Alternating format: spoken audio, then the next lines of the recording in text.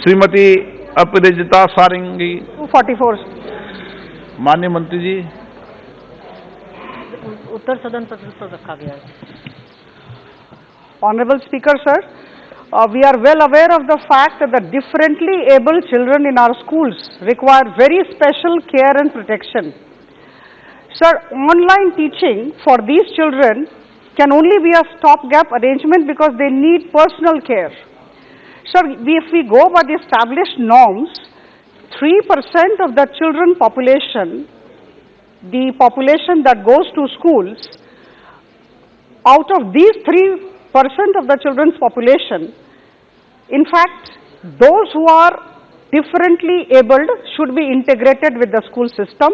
The norms say that 3% of these children are supposed to be differently abled and they should be integrated with the schools. But unfortunately in India, 0.5% to 0.6% of these children have been detected and brought into the school system.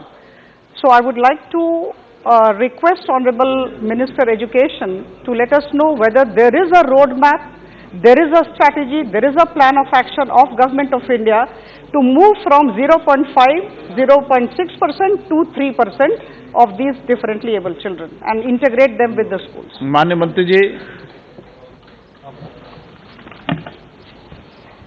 अध्यक्ष जी, भारत सरकार के माध्यम से चूंकि शिक्षा समवर्ती सूची में है, लेकिन फिर भी अभी दिव्यांग छात्रों के लिए अभी जो समग्र शिक्षा अभियान की बात हम कर रहे हैं, तो आदरणीय प्रधानमंत्री जी के नेतृत्व में समग्र शिक्षा के माध्यम से कि सभी को बराबर की शिक्षा मिले, इस दृष्टिकोण से हम काम कर रहे हैं।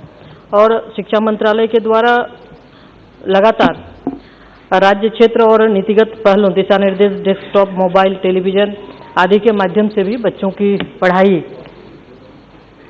दिव्यांग बच्चों की पढ़ाई सुनिश्चित हो सके, इसके लिए हम लगातार प्रयास करते हैं। और सरकार के माध्यम से समय समय पर हम संघ राज्य क्षेत्रों को भी हम अपनी ओर से गाइडलाइन देते हैं कि किस तरह से वो बच्चों की पढ़ाई वो कर सके। और इसी के तहत आदरणीय प्रधानमंत्री जी ने जिस तरह अभी इस कोविड महामारी के समय में भी जो परेशानी हुई थी, पीएम विद्या के माध्यम से बच्चों की पढ़ाई जो कि लॉस न हो, लर्निंग लॉस न हो, उसके वजह से लगातार पढ़ाई ऑनलाइन डिजिटल माध्यम से चलाया जा रहा था। और इसी के तहत इस बार बजट में भी लगभग 200 डीटीएच चैनल की भी घोषणा आदरणीय प्रधानमंत्री जी ने की है, ताकि सभी बच्चों को समान और गुणवत्ता युक्त शिक्षा मिल सके।